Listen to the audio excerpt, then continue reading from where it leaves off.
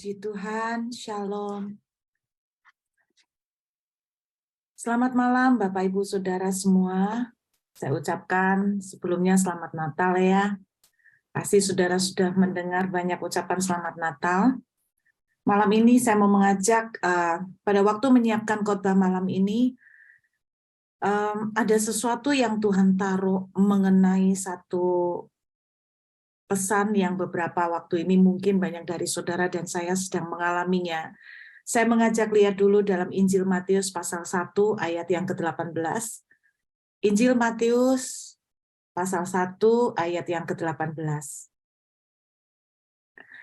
Kelahiran Yesus Kristus adalah seperti berikut. Pada waktu Maria, ibunya, bertunangan dengan Yusuf, ternyata ia mengandung dari Roh Kudus sebelum mereka hidup sebagai suami istri. Saudara bisa bayangkan sebetulnya apa yang terjadi pada waktu suasana sekitar Natal adalah suasana kebingungan. Ada banyak pihak yang sedang bingung dengan apa yang Tuhan mau kerjakan. Salah satunya Yusuf.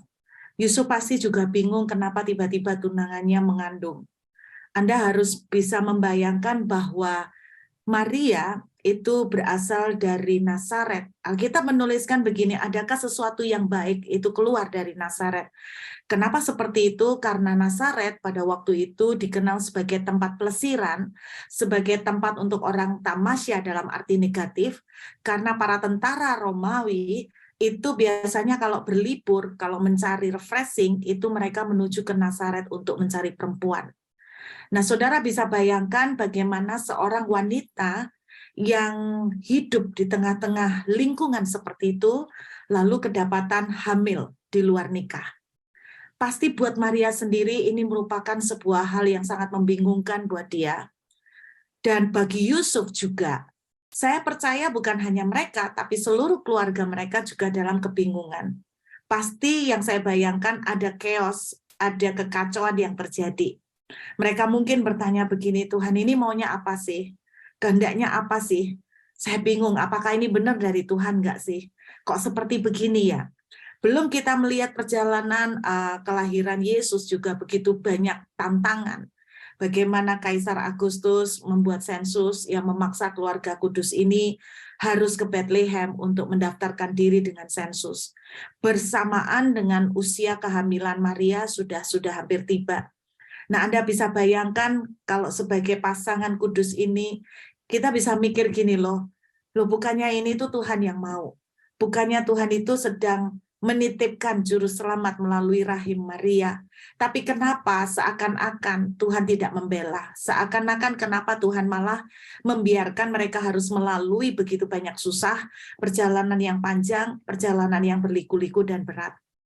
Jadi saya membayangkan bahwa suasana sebelum kelahiran Yesus adalah suasana membawa banyak-banyak pertanyaan, suasana kekacauan, suasana banyak tantangan. Itu yang terjadi. Saya nggak tahu siapa di antara saudara pada saat ini mungkin sedang bertanya-tanya, Tuhan, apa sih sebetulnya yang Tuhan mau lakukan atas hidup saya? Kok jalan saya seperti ini sih Tuhan? Rencanamu itu apa sih? Tuhan maunya bawa aku tuh kemana sih? Kok begitu banyak tantangan yang terjadi? Ada mungkin pertanyaan-pertanyaan seperti ini yang malam ini muncul. Dan saya ingin membagikan sesuatu pada waktu mempersiapkan untuk hari ini.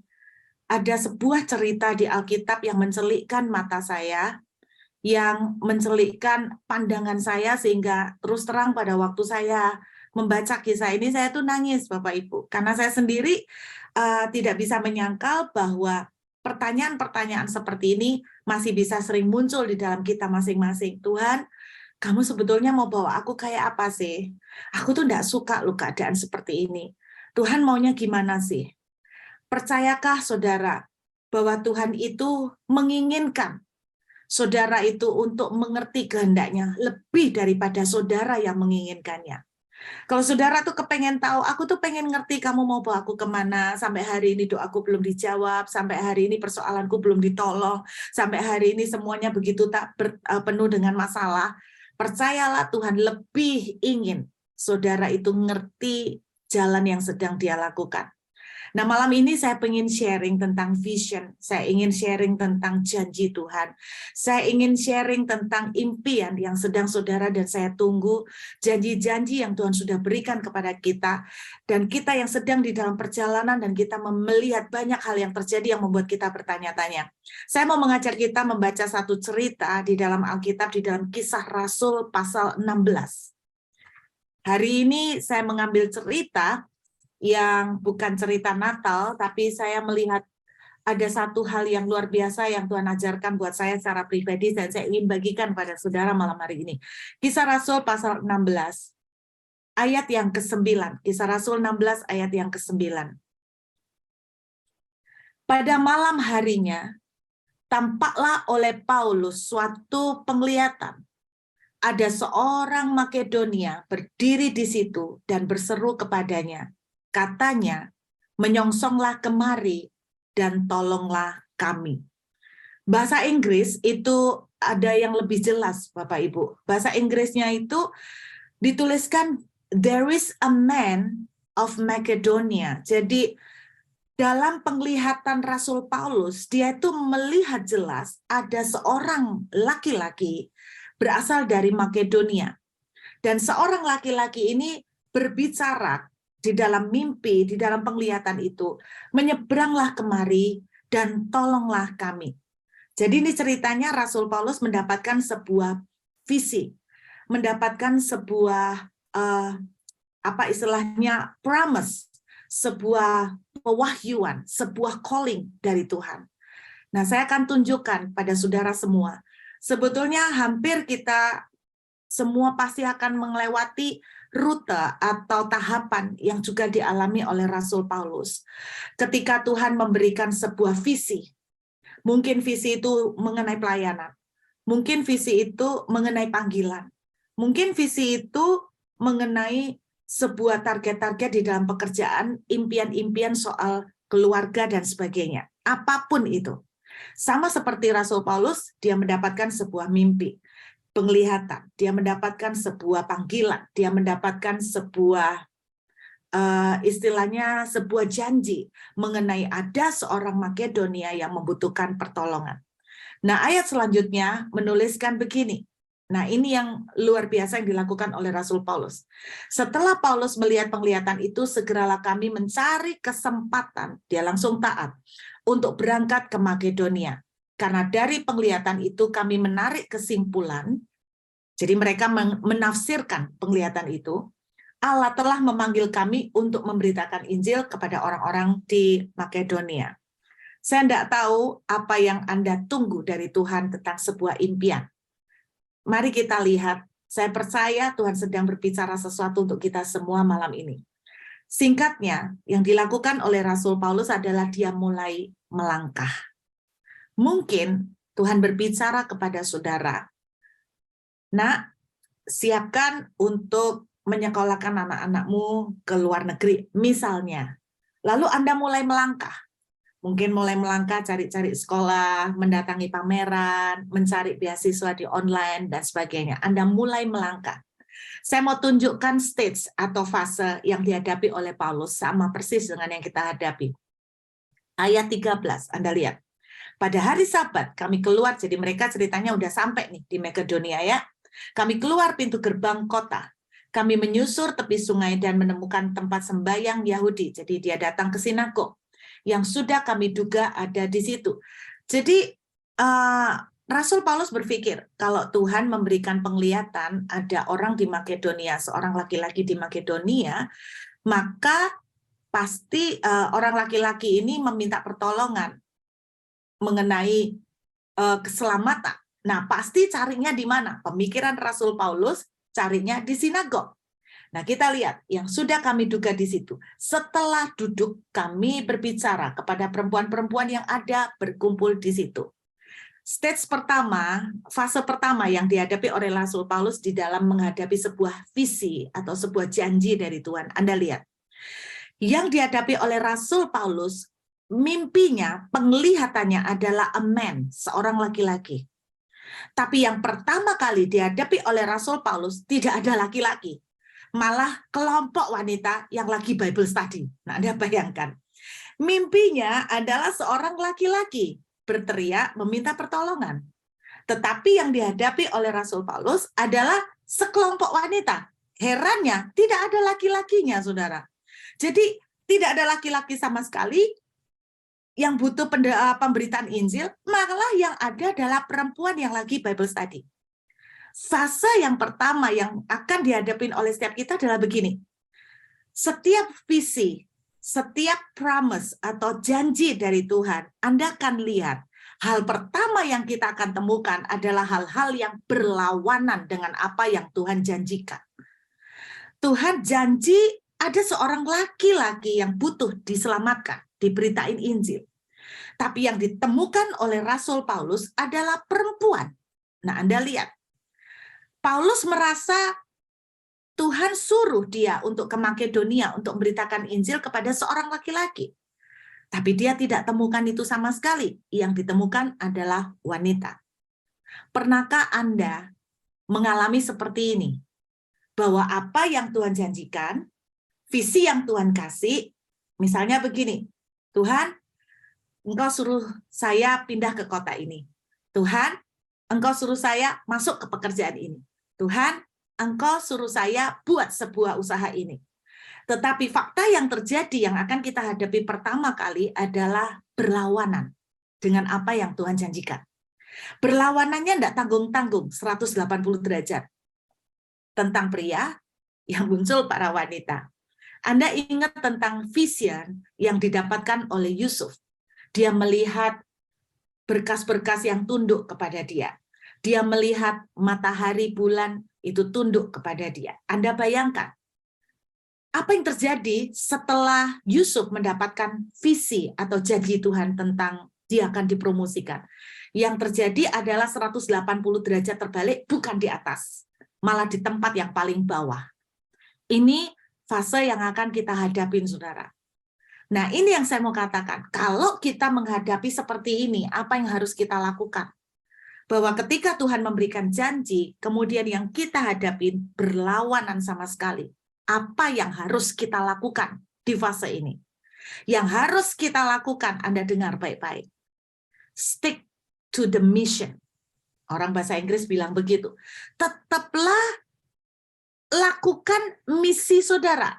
Tuhan bilang sama Rasul Paulus melalui penglihatan, beritakan Injil, ada orang Makedonia membutuhkan pertolongan. Yang dihadapi tidak ada seorang laki-laki pun, tapi perempuan. Apa yang harus dilakukan oleh Rasul Paulus? Teruslah memberitakan Injil.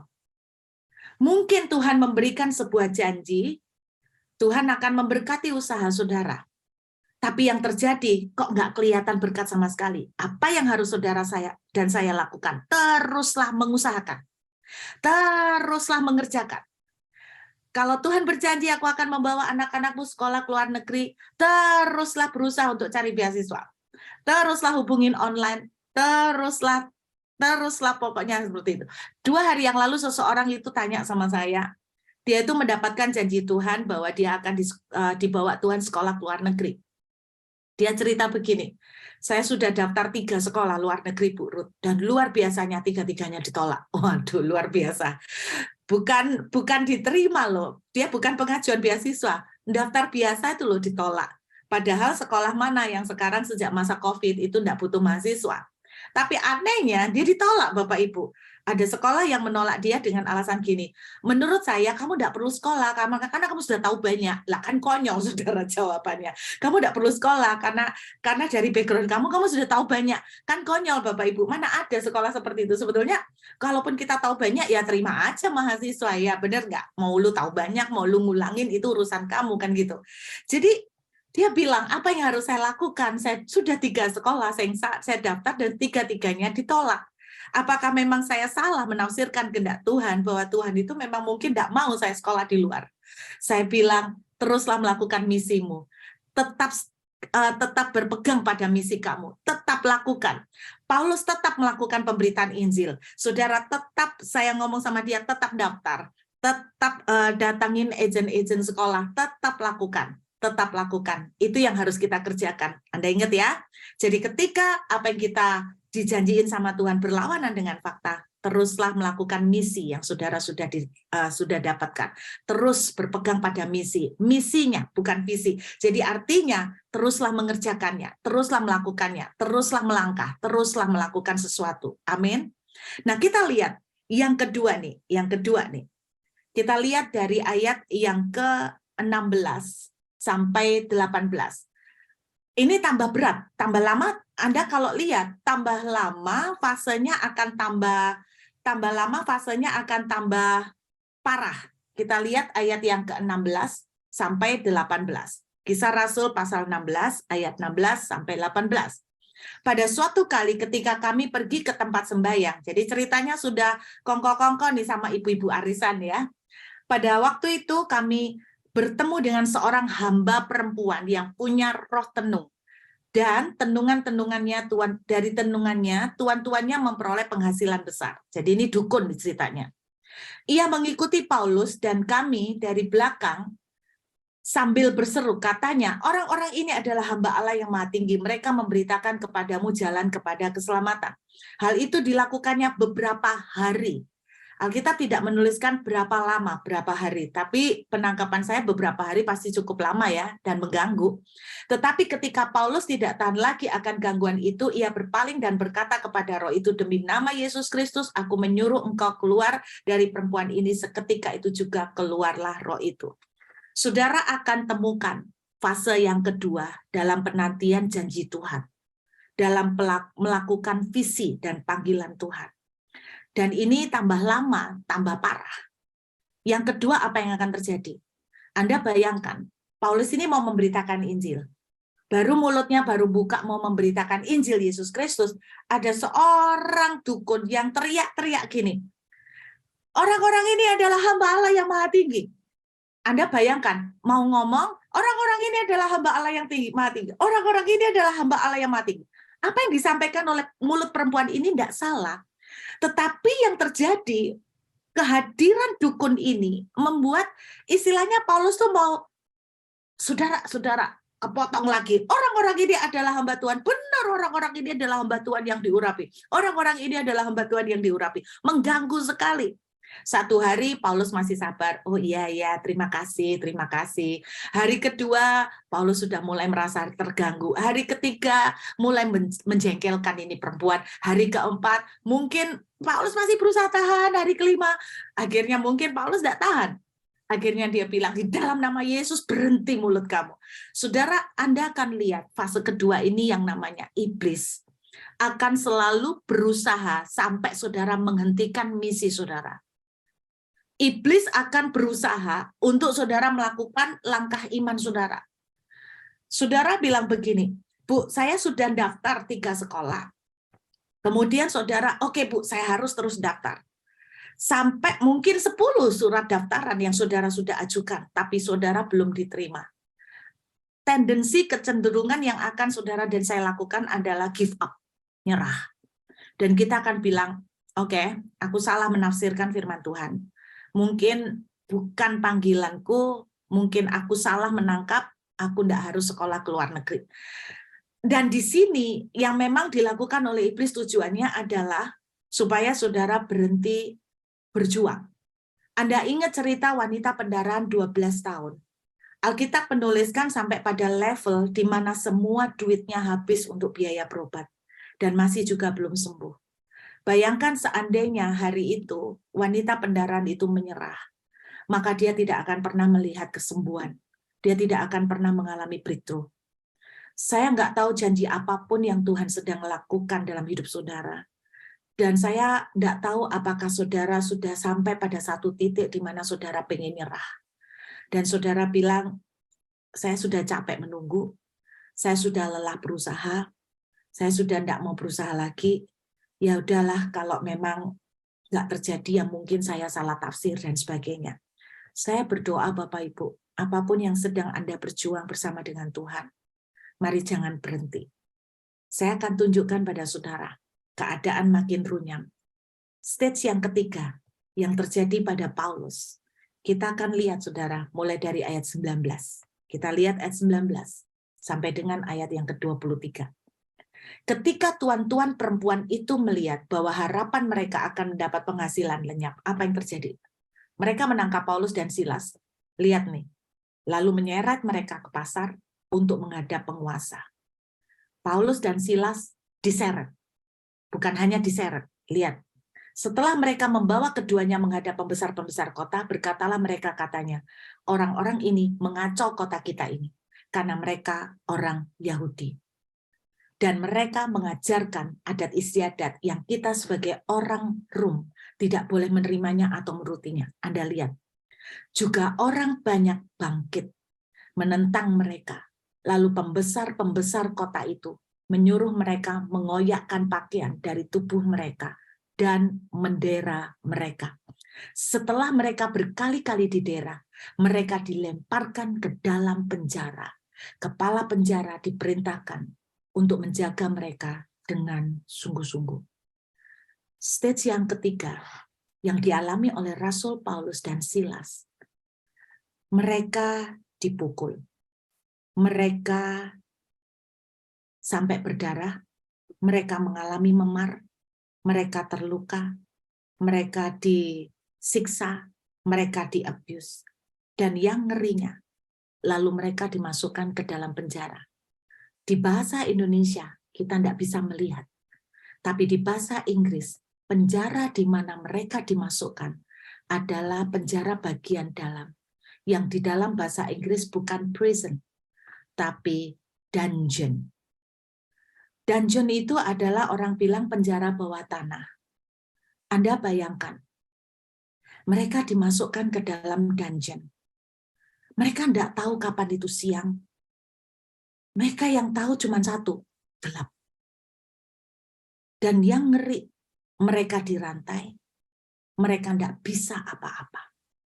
Mereka tidak bisa melakukan apa-apa. Saudara perhatikan, level yang dilakukan oleh iblis bukan hanya menghentikan mereka untuk memberitakan Injil, dengan mengganggu mereka melalui perempuan yang kerasukan. Tapi yang dilakukan oleh iblis, mereka sampai belenggu fisik Paulus dan Silas. Dan dilemparkan ke dalam ruang yang sangat gelap.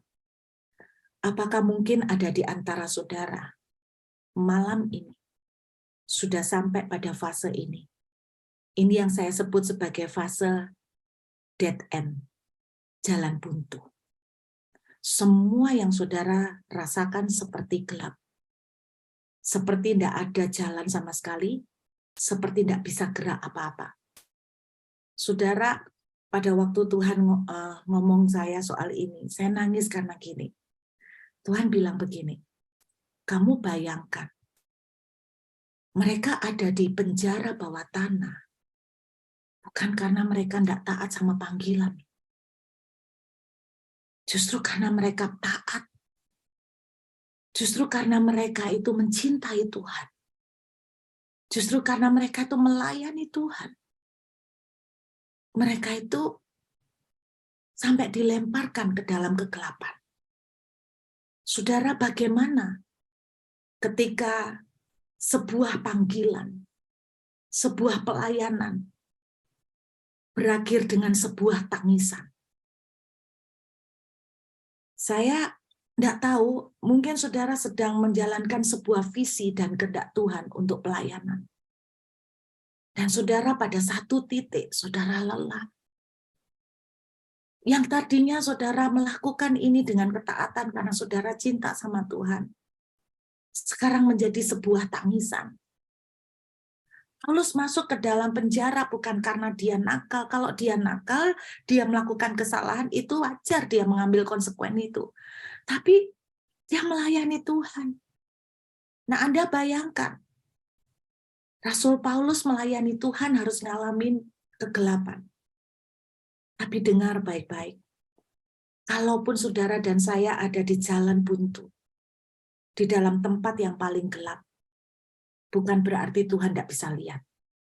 Dan bukan berarti Tuhan kehabisan cara untuk tolong. Sekalipun Paulus dan Silas dirantai tangan dan kaki, Tuhan tidak kehabisan cara untuk melepaskan dan membuka jalan. Anda lihat apa yang terjadi. Gempa bumi. Paulus dan Silas, fisiknya sekarang iblis berusaha menahan fisiknya. Supaya tidak lagi pergi kemana-mana untuk memberitakan Injil. Tapi Anda lihat apa yang dilakukan oleh Rasul Paulus. Sekalipun dead end, jalan buntu, semua terasa seperti gelap. Tapi mulut mereka tetap dibuka untuk menyembah Tuhan. Ini yang mereka lakukan. Mereka tidak tahu mau nginjili siapa karena mereka dijebloskan di dalam dungeon. Tidak ada orang yang mereka injili. Apa yang mereka lakukan? Mereka tetap memakai mulut mereka untuk menyembah Tuhan. Belenggu mereka terlepas karena gempa bumi terjadi. Nah, ini yang saya mau tunjukkan pada saudara. Ketika kepala penjara itu melihat bahwa terjadi gempa bumi, lihat ayat 27, saya mau tunjukkan pada Bapak Ibu. Ketika kepala penjara terjaga dari tidurnya dan melihat pintu penjara terbuka, ia menghunus pedangnya, hendak membunuh diri, karena ia menyangka bahwa orang-orang hukuman itu telah melarikan diri. Lalu Paulus teriak gini, Pak, jangan bunuh diri, Pak, jangan bunuh diri, kami masih di sini. Jangan lakukan itu, Pak, jangan lukai dirimu. Kami semua masih ada di sini, kami tidak ada yang lari. Lalu ayat 29, kita melihat kepala penjara menyuruh membawa suluh lalu berlari masuk dan gemetar. Tersungkurlah ia di depan Paulus dan Silas. Ia mengantar mereka keluar sambil berkata, Tuan, apakah yang harus aku perbuat supaya aku selamat? Jawab mereka, percayalah kepada Tuhan Yesus dan engkau akan selamat, engkau dan seisi rumahmu. Lalu mereka memberitakan firman Tuhan kepadanya dan kepada semua orang yang di rumahnya. Hari itu seluruh keluarga kepala penjara menerima Yesus Kristus dan memberi diri dibaptis. Saya mau Anda lihat ini. Tuhan kasih Paulus janji, vision. Ada seorang laki-laki dari Makedonia yang berteriak, datanglah kemari. Kami butuh pertolongan. Anda lihat pada ayat yang ke-27 sampai 32. Lihat, inilah penggenapan janji Tuhan. Tuhan tidak gagal menepati janjinya. Dalam janji Tuhan, there is a man, ada seorang laki-laki. Lihat apa yang terjadi. Siapakah seorang laki-laki ini? Kepala penjara. Betul? Tuhan menepati janji. Tuhan menepati janji. Yang berteriak, tolong selamatkan kami, itu adalah kepala penjara bersama dengan seluruh keluarganya. Tuhan tidak pernah gagal menepati apa yang Dia janjikan. Kalau Tuhan berbicara, ada seorang laki-laki dari Makedonia yang butuh diselamatkan, Tuhan persis menepatinya tanpa gagal sedikit pun. Amin, saudara. Tetapi Anda lihat proses yang harus dilewati oleh Rasul Paulus. Ketika yang pertama kali ditemui kelompok para wanita, kemudian dukun yang teriak-teriak, dan terakhir penjara. Pelajaran yang saya mau Anda dengar, belajarlah tetap terus melangkah. Teruslah stick kepada mission. Teruslah lakukan apa yang saudara bisa lakukan. Seandainya Paulus berhenti untuk memberitakan Injil dengan alasan, oh ini bukan laki-laki yang ada di dalam mimpi saya. Oh ini janji Tuhan salah ini. Ini bukan laki-laki seperti yang Tuhan tunjukkan.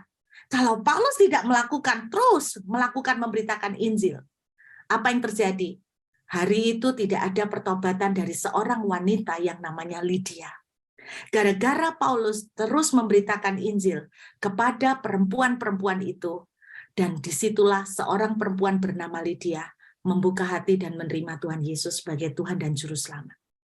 Sekalipun Paulus harus diganggu dengan seorang dukun perempuan, dia terus stay kepada mission. Iblis berusaha untuk menghentikan langkah mereka untuk memberitakan Injil, dia terus memberitakan Injil. Seandainya Paulus berhenti, maka tidak ada lagi seorang perempuan yang kerasukan setan yang dimerdekakan. Saudara, ini yang saya bilang, teruslah melangkah. Mungkin saudara berkata, sekarang mungkin saudara ada di tahapan yang terakhir. Saudara bukan hanya cuma mau berhenti, tapi saudara sudah mengalami dead end, jalan buntu. Tidak bisa lagi cuman gelap, cuman tidak tahu apa yang terjadi, enggak tahu juga mau nginjil apa, enggak ada lagi yang bisa saudara lakukan. Tapi satu yang saya mau katakan, mulut kita masih bisa tetap nyembah Tuhan. Sekalipun kita enggak ada lagi yang bisa dilakukan, Paulus dan Silas tidak lagi bisa memberitakan Injil, tapi mereka memakai mulut mereka untuk nyembah Tuhan.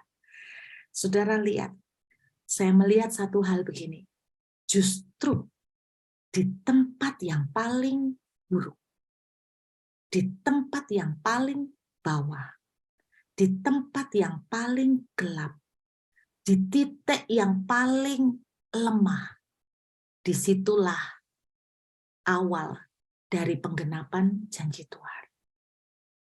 Wanita pendaran 12 tahun, kehilangan semuanya. Sampai tidak ada uang untuk berobat. Tapi yang ajaib, justru ketika seperti Paulus dan Silas, tidak ada lagi kekuatan, tidak ada lagi daya yang bisa dikerahkan, yang mereka bisa lakukan. Mereka tidak pernah berhenti untuk menyembah Tuhan. Mereka terus belajar untuk mempercayai Tuhan.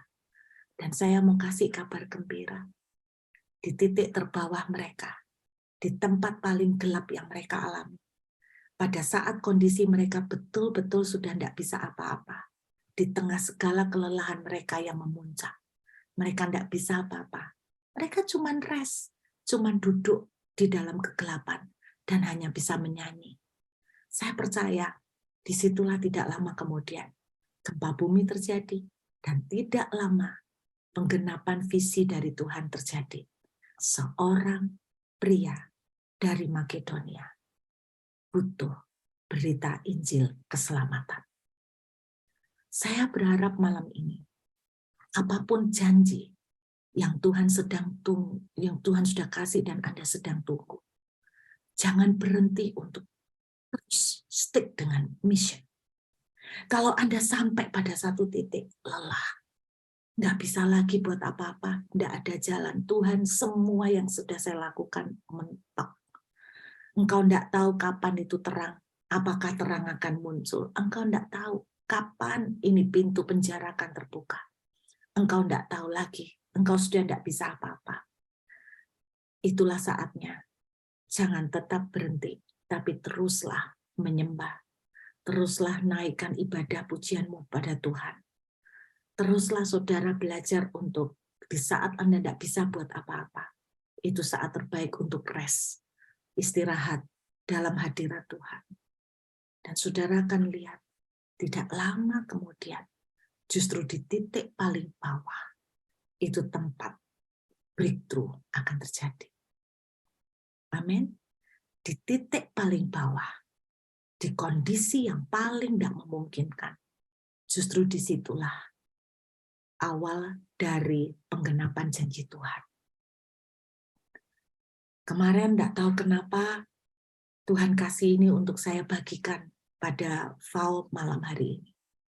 Ada banyak dari kita yang sedang dalam perjalanan, bahwa kita melihat visi dan janji yang dari Tuhan. Bukan hanya bertolak belakang, tapi langkah kita seperti terikat dan kita mau berhenti. Karena kita tidak melihat jalan sama sekali. Yang kita lihat kanan, kiri, depan, belakang cuma gelap semuanya. Anda harus tahu dungeon itu adalah tempat yang sangat gelap pekat. Anda ada di fase ini, tangan kakimu tidak bisa apa-apa, tidak apa-apa. Nggak usah bikin apa-apa. Tapi biarlah tetap mulut kita menaikkan pujian percaya sama Tuhan. Menaikkan penyembahan sama Tuhan. Jangan menyerah. Tuhan bicara begini Bapak Ibu. Ini yang saya mau sampaikan. Saya tuh sampai nangis begini. Tuhan akan berusaha untuk memprotek apa yang Dia janjikan. Saudara nggak berusaha untuk memprotek apa yang Tuhan janjikan. Tuhan yang akan memprotek apa yang Dia janjikan. Kalau Dia pernah janji untuk membawa pemulihan ekonomi, dengarkan, Tuhan akan memperjuangkan dan memprotek janji yang Tuhan sudah berikan pada saudara. Lebih daripada memprotek keinginan saudara. Dia akan berjuang untuk betul-betul mewujudkan apa yang dia janjikan. Itu sebabnya firman Tuhan mengatakan, langit bumi bisa goncang, tapi janjiku tidak akan pernah gagal. Jangan putus asa, Bapak Ibu. Malam ini Tuhan sedang berbicara kepada orang-orang yang sedang putus asa di dalam menantikan penggenapan janji Tuhan. Malam ini Tuhan sedang berbicara kepada saudara yang sedang ada di dalam dungeon, di mana yang saudara lihat cuman gelap. Tidak ada lagi yang bisa saudara dan saya lakukan karena saudara merasa semuanya sudah jalan buntu. Malam ini Tuhan sedang berbicara. Tuhan mau katakan begini, kalaupun engkau ada di tempat yang paling gelap, jangan kau berpikir bahwa aku tidak bisa lihat apa yang kau alami. Sebab bukan kamu, tetapi aku lebih peduli untuk melindungi dan menggenapi apa yang kujanjikan kepadamu. Tidak ada rantai apapun, tidak ada pintu penjara apapun yang menghalangi aku untuk menggenapkan apa yang aku janjikan. Sekalipun dokter berkata apapun, kalau aku telah memberikan janji kepadamu, tidak ada apapun yang akan menghentikan. Mungkin engkau sudah lelah berusaha, sudah capek berjuang, semua tangan dan kakimu seperti terbelenggu. Tetapi aku Tuhan, sanggup mendatangkan gempa bumi. Anda lihat, gempa buminya yang ajaib. Alkitab menuliskan, rantai yang mengikat Paulus dan Silas itu terbuka. Anda tahu zaman dulu, waktu di dungeon, mereka dirantai. Itu kaki dirantai, satu kaki, jadi kaki itu dirantai, satu ujung rantai di kaki mereka.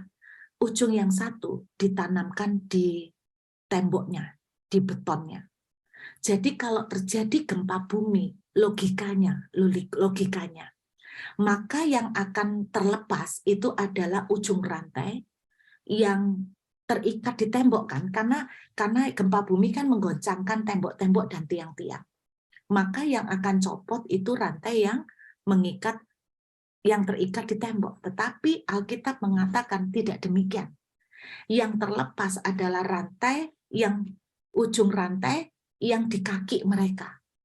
Itu menunjukkan secara logika tidak masuk akal. Tetapi dengarkan, walaupun secara logika tidak ada jalan, Allah akan bekerja di luar logika. Walaupun secara reason orang berkata ini sudah tidak bisa, secara vonis dokter ini sudah tidak bisa, Tuhan sanggup melakukan di luar hukum natural. Sebab kita punya Tuhan di luar natural. Amin. Jangan menyerah. Stick kepada mission. Teruslah melangkah. Kalau sampai pada satu titik engkau lelah dan kau melihat engkau tidak bisa lakukan apa-apa lagi, belajarlah untuk rest. Teruslah menyembah. Teruslah menaikkan pengharapanmu sama Tuhan. Ingat baik-baik, di saat engkau dan saya pada posisi yang paling lemah, disitulah tangan kekuatan dan kuasa Tuhan akan dinyatakan dan dimanifestasikan buat saudara dan saya. Amin. Saya berharap apa yang saya bagikan malam hari ini boleh menjadi satu kekuatan buat saudara. Tuhan kasih ini saya yakin ada orang-orang yang ada di Zoom maupun yang ada di live streaming. Saya yakin ada orang-orang yang sedang mengalami seperti ini. Vision yang kau terima, mimpi yang kau dapatkan, janji yang engkau raih dari Tuhan, semua seperti berantakan, semua seperti berlawanan. Jangan menyerah, jangan berhenti, terus melakukan. Kalau Tuhan bilang beritakan Injil, terus beritakan Injil. Dan kau melihat kesulitan-kesulitan dan tantangan, teruslah beritakan Injil. Tuhan, tangan kakiku terantai, aku sudah tidak bisa beritakan Injil. Tapi mulutmu masih bisa untuk memuji Tuhan. Mulutmu masih bisa untuk menyembah Tuhan. Kuatkan hati saudara. Saya bilang sama Nita, apakah malam ini harus tema Natal? Dia bilang, enggak. Saya bersyukur. Karena apa? Karena tema ini yang Tuhan taruh untuk saya bicara. Karena saya percaya ada orang-orang yang di luar sana, ada orang-orang yang di Zoom malam hari ini. Engkau sedang membutuhkan ini. Amin. Tuhan katakan, kalau saat ini tangan dan rantaimu terbelenggu, rest, istirahat, naikkan penyembahan. Nggak usah bikin apa-apa dulu. Naikkan penyembahan. Beri kesempatan Tuhan untuk melakukan kedahsyatannya. Amin. Kuatkan hati buat Pak Paulus. Kuatkan hatimu. Saya tahu Anda semakin ke sini, semakin melihat janji Tuhan tidak terjadi. Saya tahu Anda pada fase di mana seperti Paulus dan Silas. Tangan dan kakimu tuh seperti sudah terantai, dan engkau sudah tidak tahu harus bikin apa-apa lagi. Pak Paulus, ini saatnya. Beri Tuhan kesempatan. Berserulah kepadanya. Seperti Paulus di dalam kegelapan. Di Alkitab, saya percaya Paulus yang sama harus ada pada diri Anda. Seperti Paulus di dalam Alkitab. Di dalam kegelapan, di dalam dungeon. Dia tidak bisa bikin apa-apa. Paulus di Alkitab cuma menangis dan menyembah. Paulus di Alkitab mungkin berseru, Tuhan, aku tidak mampu apa-apa, tapi kuasamu tidak bisa dipenjarakan. Kuasamu tidak tertutup dengan segala apapun penghalang. Tuhan, aku hambamu, aku anakmu. Mungkin engkau seperti Paulus juga, bahwa hari ini engkau sedang pada satu titik di mana menantikan janji Tuhanmu sampai pada titik di mana itu menjadi tangisan lagi. Sudah menjadi sebuah tangisan. Mana Tuhan? Aku tidak melihat apa-apa. Semuanya gelap. Kapan siang? Kapan terang? Nggak pernah tahu kok. Karena semua seperti di dalam penjara bawah tanah. Tapi Tuhan berkata buat Anda, Pak Paulus, seperti Paulus di Alkitab, saya percaya tidak kebetulan ini untuk Anda juga. Bahwa Tuhan katakan, tangan dan kakimu tidak bisa buat apa-apa. Ayo, nangis sama Tuhan. Bila perlu ambil waktu ini perpindahan tahun, jangan ribut dengan acara barbekyuan, jangan ribut dengan acara hura-hura. Tapi mari masuk, nangis sama Tuhan. Tuhan, aku anakmu. Dan aku percaya engkau tidak akan biarkan anakmu. Sebab firman-Mu berkata kalau anakmu meminta roti, engkau tidak akan biarkan dia makan batu, Tuhan. Engkau tidak akan biarkan. Kalau dia membutuhkan ikan, engkau tidak akan kasih ular. Tangkap, Pak. Tangkap. Tuhan tahu Anda lelah. Tuhan tahu Anda juga putus asa. Tapi Tuhan cuma mau bilang begini. Bukan berarti bahwa karena tangan dan kakimu dirantai, kamu tidak bisa bikin apa-apa. Terus aku juga dirantai, tidak bisa buat apa-apa. Tuhan bilang begini, bukan kamu yang menggenapi janjiku. Bukan kamu yang memperjuangkan itu. Aku yang akan berjuang untuk menggenapi janjiku. Amin. Saya berdoa buat teman-teman yang nulis di live chat. Saya bisa melihat ada beberapa saudara yang juga sampai pada titik keputusasaan. Saya tahu malam hari ini saya tidak nyampaikan secara khusus khotbah Natal. Tapi ini rema yang Tuhan kasih. Tuhan mau bilang begini, bukan berarti karena engkau ada di tempat gelap, aku tidak bisa lihat apa yang kau alami. Anakku, aku akan buat apa yang aku janjikan terjadi. Amin. Jadi saudara, berserulah, sembahlah dia, bawa kepadanya, puji dia, menangislah kepadanya. Tuhan tidak pernah gagal. Tuhan tidak pernah kehilangan kekuatannya untuk menggenapkan apa yang dia janjikan. Amin. Thank you, Jesus. Kasih Tuhan kekuatan buat Daniela. Kasih kekuatan. Saya melihat sebuah penglihatan Daniela. Saya melihat sebuah jurang. Dan kamu berdiri di tepi jurang. Kamu melihat di ujung sana ada bukit juga.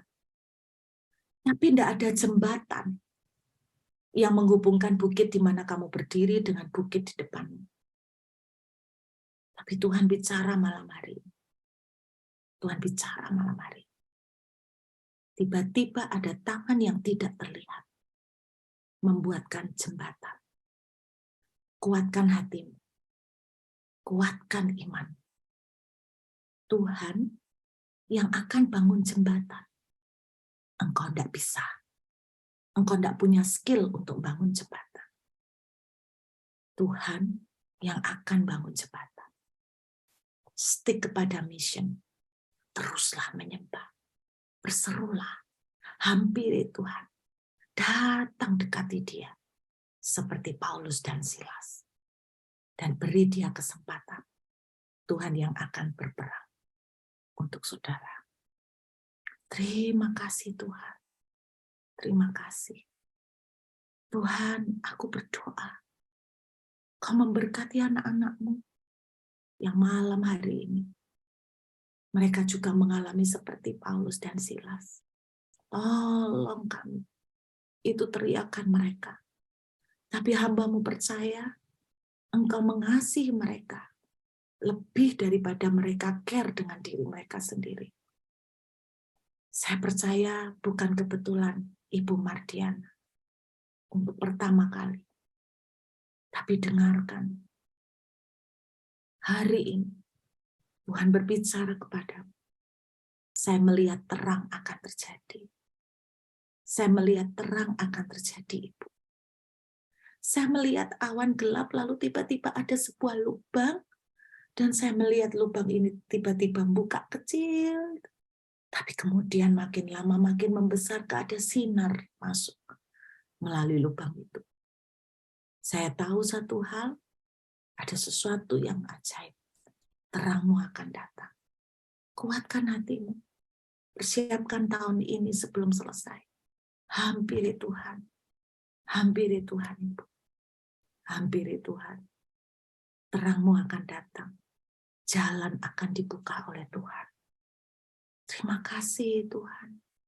Thank you Jesus. Engkau melihat setiap tangisan anak-anak-Mu Tuhan. Engkau melihat jeritan hati mereka. Tuhan, banyak dari mereka mau menyerah. Tapi biar malam ini menjadi rema buat kami semua. Bahwa ada sesuatu yang dahsyat yang Tuhan sudah siapkan buat kami. Tuhan berkuasa untuk menepati apa yang Dia janjikan. Thank you Jesus. Aku berdoa memberkati Ibu Jane. Ibu Jane juga tidak kebetulan. Aku melihat sebuah penglihatan yaitu berupa kuk.